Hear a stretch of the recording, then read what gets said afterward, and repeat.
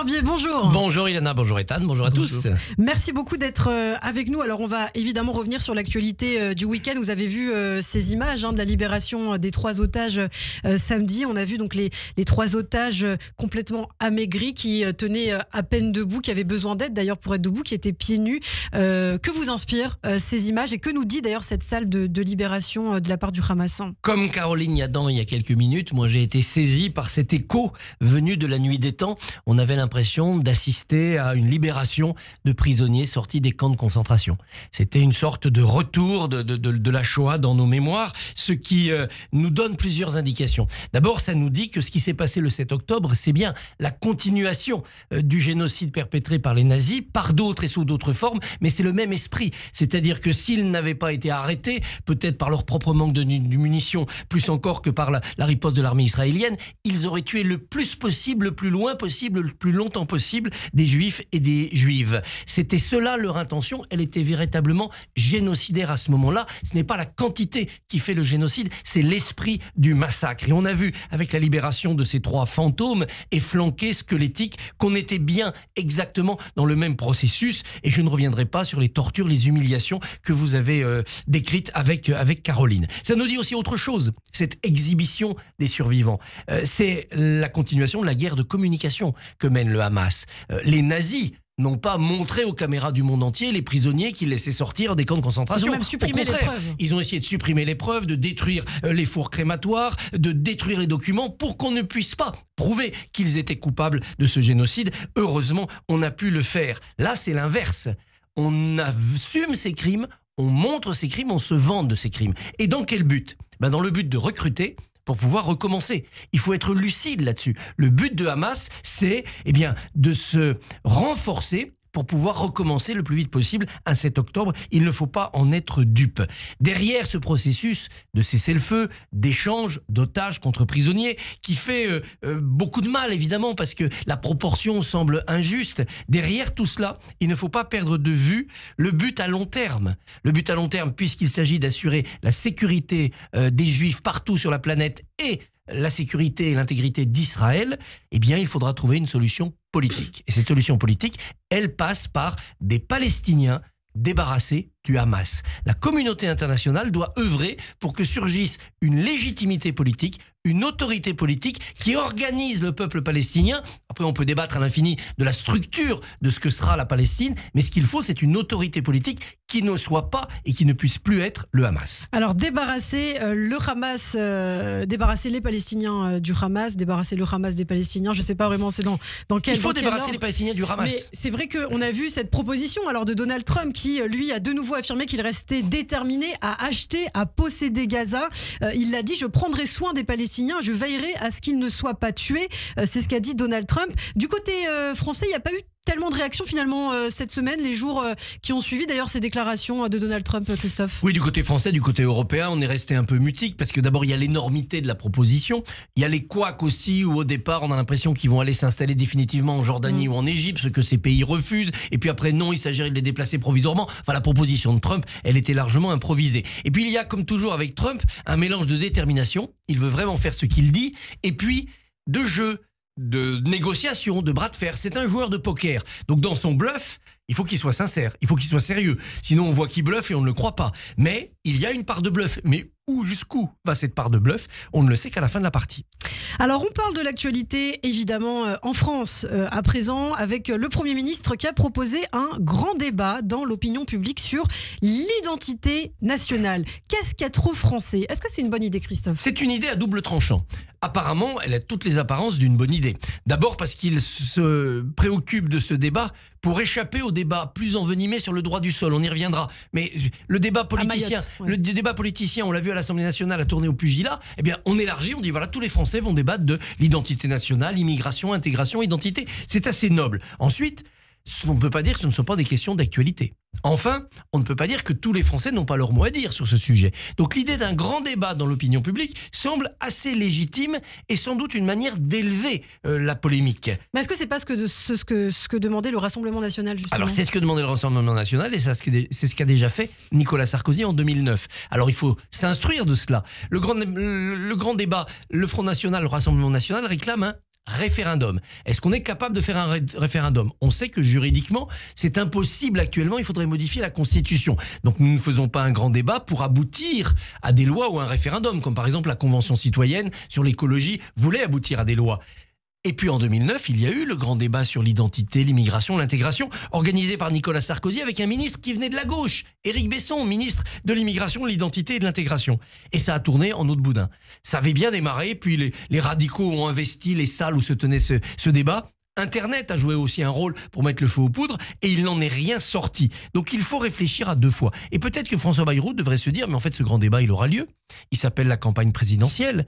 Mais il n'aura pas lieu avec des débats improvisés dans des gymnases ou des salles de classe, avec les plus radicaux qui viennent envahir les plateaux. Non, il aura lieu avec des candidats qui devront dépasser les slogans pour proposer des programmes.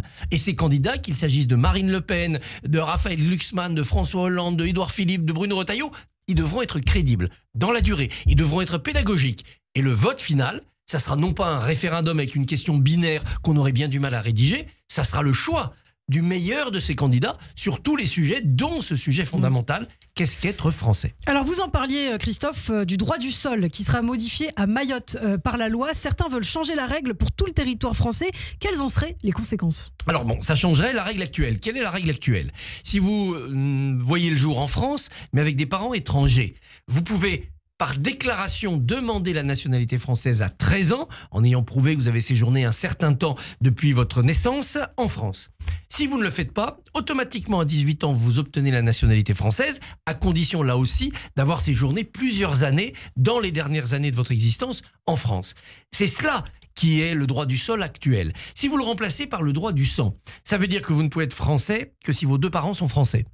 Assez vite, on voit que puisque les couples franco-français font de moins en moins d'enfants, par étranglement arithmétique, il y aura de moins en moins de Français. Deux parents français, au lieu de donner deux enfants, donneront un enfant et demi, puis un jour un seul enfant français. Donc au bout de quelques décennies, vous aurez de moins en moins de Français en France, entourés par des gens qui n'auront pas la nationalité par la citoyenneté, mais qui pourtant auront vécu toute leur vie en France, avec des parents étrangers qui auront vécu une grande partie de leur vie en France.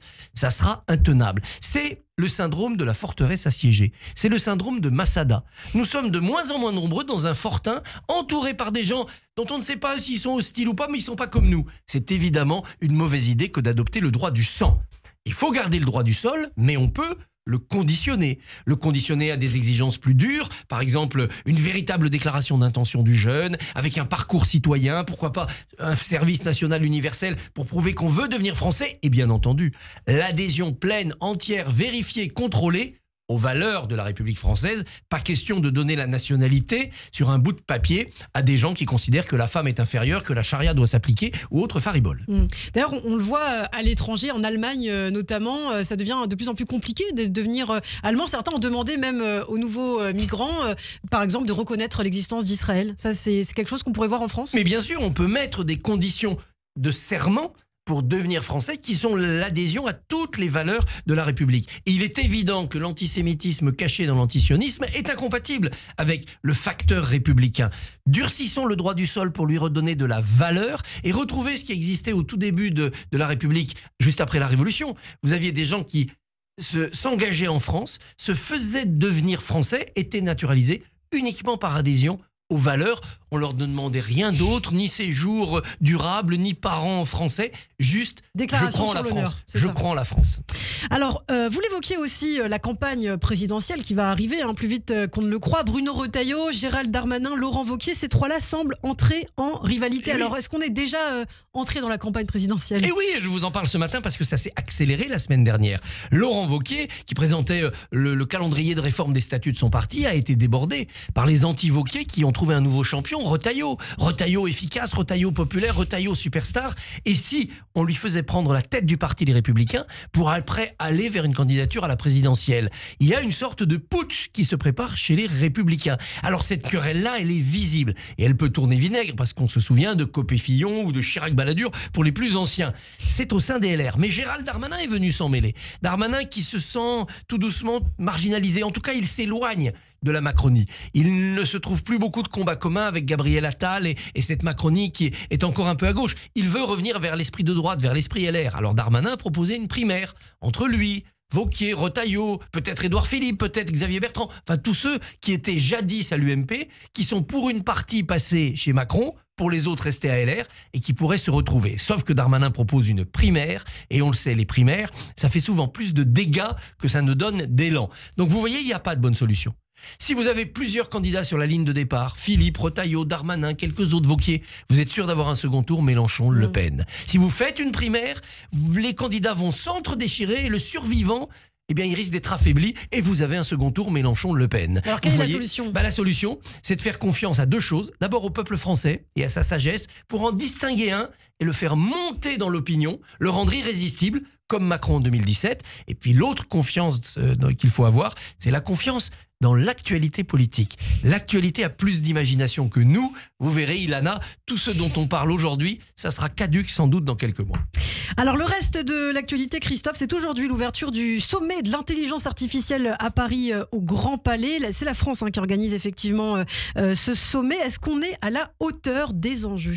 Emmanuel Macron tente de nous prouver que oui. Et c'est vrai qu'il arrive à mobiliser les 109 milliards qu'il a promis hier à la télévision. On est à 7 milliards pour l'instant en France. Ça commence à ressembler à quelque chose. À proportion de population, oui, c'est l'équivalent des 500 milliards du plan Stargate de Donald Trump. La Chine est à 98 milliards. Si on en met 109, nous Français, sur la table, oui, on attire les investisseurs parce qu'on a les labos et qu'on a aussi d'autres atouts. Notamment notre capacité à fournir de l'énergie. Vous le savez, les data centers, les supercalculateurs, enfin tout ce à quoi je ne comprends absolument rien. Je ne comprends qu'une chose, ça a besoin de beaucoup d'électricité pour faire tourner les ordinateurs et surtout pour les refroidir. Or, on a, nous, l'énergie nucléaire. Et donc, les pays se disent, en France, on aura toujours assez d'énergie. Attention, on a mis tellement de temps à construire l'EPR de Flamanville qu'on peut être inquiet. Mais en tout cas, on a cette force nucléaire que n'ont plus les Allemands et que n'ont pas beaucoup de pays. Donc, en effet, on est doté de cela. On est doté aussi d'ingénieurs fabuleux, d'inventeurs. C'est la tradition française. La partie est loin d'être gagnée. Mais la partie n'est pas perdue et cette semaine va peut-être nous redonner le moral. On vit une révolution technologique et scientifique comme on en a peu connu, c'est ce qu'a affirmé Emmanuel Macron. Et vous avez vu sur les réseaux sociaux, Emmanuel Macron a repartagé des images de lui qui avaient été générées par l'intelligence artificielle. Donc ça peut être des images qui peuvent faire sourire, qui peuvent faire rire. On voit Emmanuel Macron dans des positions un peu loufoques, on le voit danser, etc. Finalement, c'est aussi une façon pour lui de dire quelque chose aux Français. De dire toutes les possibilités de l'intelligence artificielle, créativité infinie, et de dire aussi les dangers. Parce que si on prend au pied de la lettre les images, il faut être vigilant. Il faut être très sourcilleux vis-à-vis de l'intelligence artificielle pour deux raisons. D'abord, une raison démocratique. On peut gober n'importe quoi. On peut être victime des plus graves manipulations. Et ça ne sera pas seulement pour nous vendre des cochonneries qu'on achètera en ligne. Ça sera aussi pour truquer les votes, pour nous influencer dans les débats, pour nous faire croire qu'un tel a dit cela ou qu'un tel a caché ceci et nous faire voter, évidemment nous faire voter pour les extrêmes, pour les populistes. Il faudra donc être très méfiant. Puis il faut être aussi inquiet parce que l'intelligence artificielle va créer beaucoup d'emplois, mais elle va en détruire aussi beaucoup. Comme jadis, la machine à vapeur, l'électricité, le moteur à explosion, l'aviation, etc., etc., etc. Quand l'électricité arrive, eh bien c'est fini pour les fabricants de bougies. Quand le moteur arrive, c'est fini pour les cochers. Ça sera pareil cette fois-ci. Soyons vigilants. Il faut créer plus d'emplois qu'on en détruit. Merci Christophe Barbier. On se retrouve demain. À demain.